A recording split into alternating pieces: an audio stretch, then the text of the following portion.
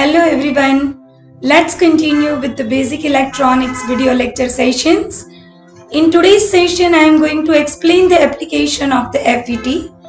Generally, we are studying that the application of FET is switch and another most important application, that is an amplifier.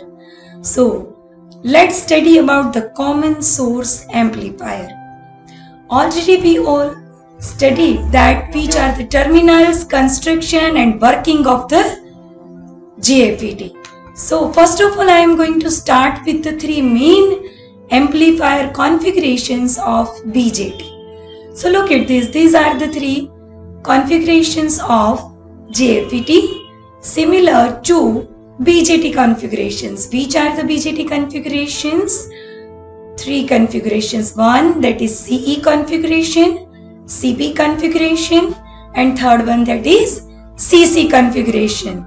Common emitter, common base and common collector configurations are amplifier configurations of the BJT. Now, when we are studying of the JFET, junction field effect transistor, then we know that the FET terminals are source, drain and gate. So according to the common source, common gate and common drain configurations, we can study the amplifier types. So in today's lecture, I will explain the first type, that is common source configuration and its application as an amplifier. So which are the advantages of FET amplifier? We will have the two main advantages of FET amplifier. One, high voltage gains, and another, that is high input impedance. Thus, using the JFET amplifier, we are getting the high voltage gains and input impedance is high. That means very small noise, very less noise is allowed to pass. Most of the noise will be filtered out and we are getting the high gains. Okay, fine. So look at this. This is the common source amplifier circuit. Look at this. This is the circuit diagram of common source amplifier. Look at this. This is the symbol of JFET. This is the gate terminal. This one is the drain terminal. And this is the source terminal. Now, why it is named as the common source amplifier? Because the source terminal is grounded, means the source is common, connected to the ground. That's why we can discuss that this is the common source amplifier circuit. Other two terminals, remaining two terminals, those are gate and another, that one will be drain. So we will apply the input through the gate terminal and we will collect the output from the drain terminal. So finally we can say that input is applied to the gate terminal and output is collected from the drain terminal. So look at this. According to the circuit, we will have to study the construction of amplifier. So we are using here the most two important capacitors. According to the circuit diagram, C1 is the input capacitor and C2 is the output capacitor. This is the straight terminal, that is positive, and this is the curved terminal, that is the negative terminal. So C1 and C2, these are the two coupling capacitors. Why these are known as coupling capacitors? Actually, input signal, it can be a sine wave, input voltage, it will be coupled to the gate terminal via C1. We cannot directly apply the sine wave to the gate terminal. So it is passed through the coupling capacitor C1, and similarly output signal, that will be also the amplified sine wave. So it will be, output will be coupled at the output terminal through the coupling capacitor C2. So we can see from the circuit amplifier, the fixed VGG is applied to the gate terminal. Look at this. This is the biasing terminal battery negative terminal and positive terminal. Thus, VGG battery is connected to the gate terminal. Here the negative terminal of VGG is connected to the gate. So this is the input biasing, and another biasing battery is connected here. Look at this. This is the plus VDD. So the positive battery VDD, named as VDD, it is connected to the drain terminal. C1 and C2 are coupling capacitors. AC input signal is applied to the gate and output signal is collected from the drain terminal. And so that third one terminal, which is most important, that is source terminal, which is connected to the ground. Thus, this circuit is known as common source amplifier circuit. Now, always remember how to apply the Kirchhoff voltage law. The Kirchhoff voltage law will be applied in the output circuit in the anti-clockwise loop, or you can understand from this plus VDD to the ground. That means positive VDD to the negative common source terminal, top to bottom, in the direction from top to bottom. Again I am repeating that the KVL is applied from top to bottom. So the KVL can be written as VDS is equal to VDD minus IDRD. How it comes? Look at this. This is the plus VDD minus IDRD minus VDS is equal to 0. So we will make the subject to VDS, the drop across drain and source. So we will have the final equation is equal to VDS, that is equal to VDD minus IDRD. IDRD, that is the drop across RD. Okay. So now how this circuit acts as an amplifier, that I want to explain in detail. Look at this. This is the CS amplifier with voltage divider bias circuit. Using voltage divider bias circuit reference, this is the JFET symbol, and I have connected here the voltage divider circuit diagram. That means the gate terminal will have one resistance, that is the RG, gate resistance, and actually it is divided into two resistances, R1 and R2. That's why it is known as voltage divider bias.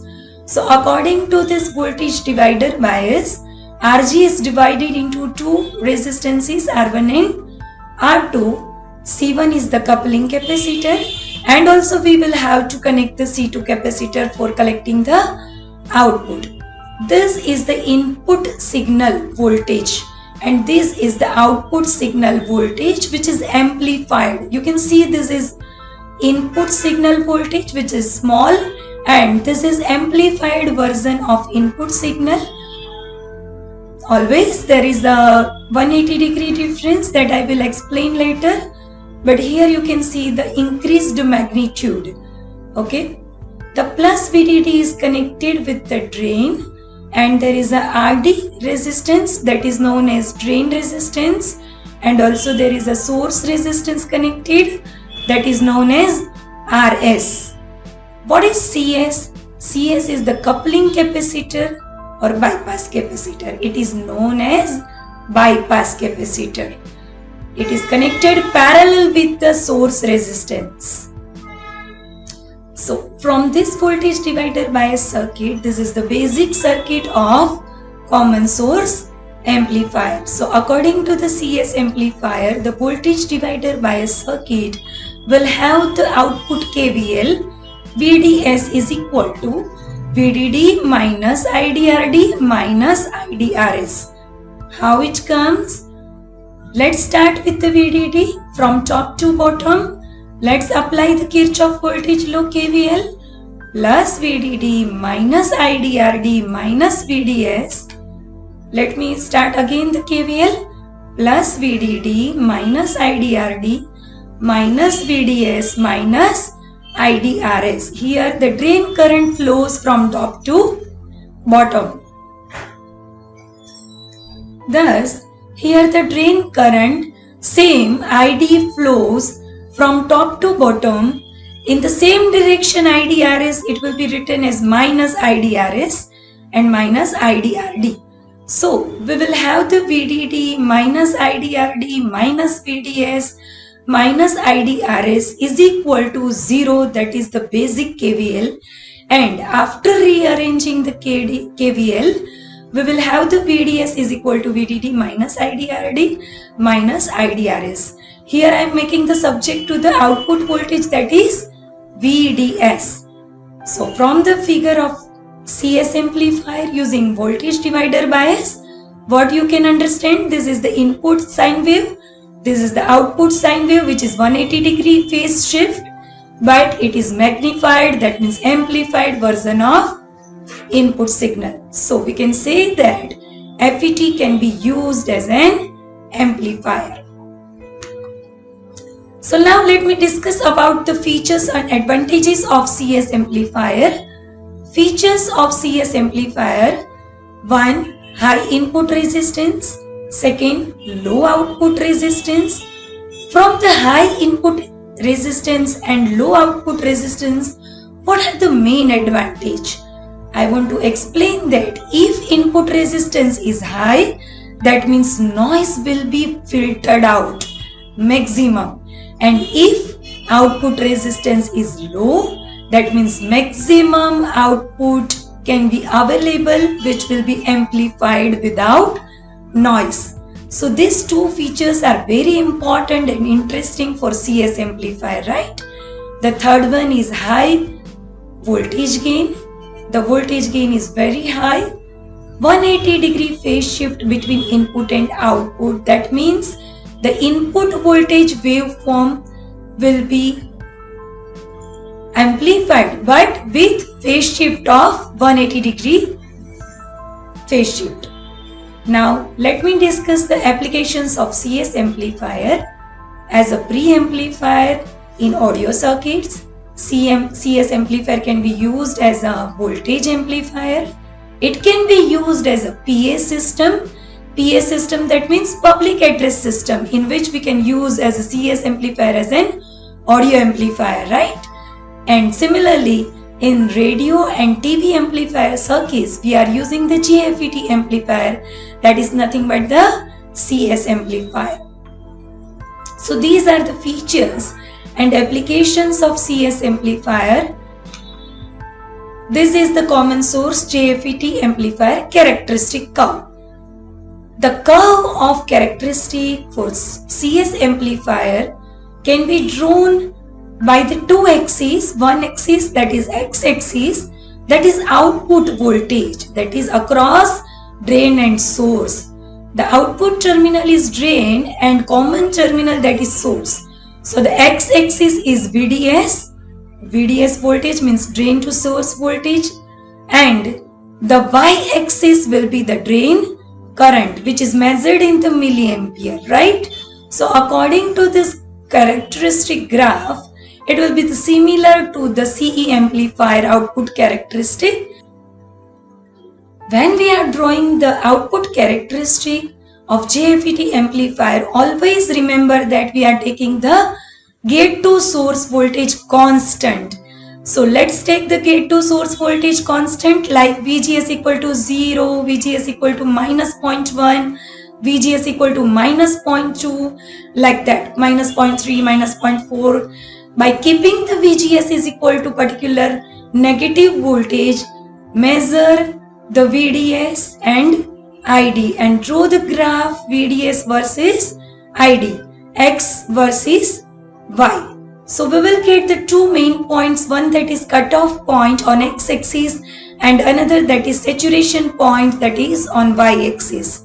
The cutoff point, that means current 0, and similarly the saturation point, that is the voltage is equal to 0.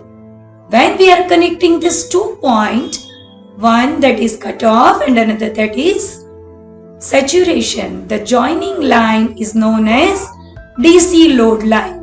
So according to that, again I have drawn here the input voltage and output voltage which is amplified, and 180 degree phase shift between input and output. It can be realized from the characteristic curves also. A DC load line is constructed by joining the 2 points, that is cutoff and saturation. Similarly, the actual position of Q point on DC load line is generally positioned at the mid-center point of load line. This is very important when we want this CS amplifier as a class A operation, means best operation. At that time, the Q point position must be at center point or midpoint of the DC load line. Thus, like bipolar junction transistor BJT, we are discussing the CE amplifier, common emitter amplifier. Also, we will have the output waveform which will be 180 degree out of phase with the input signal. This is the most important feature of CS and CE amplifier, that input and output waveforms will be out of phase, means 180 degree phase shift between input and output waveforms.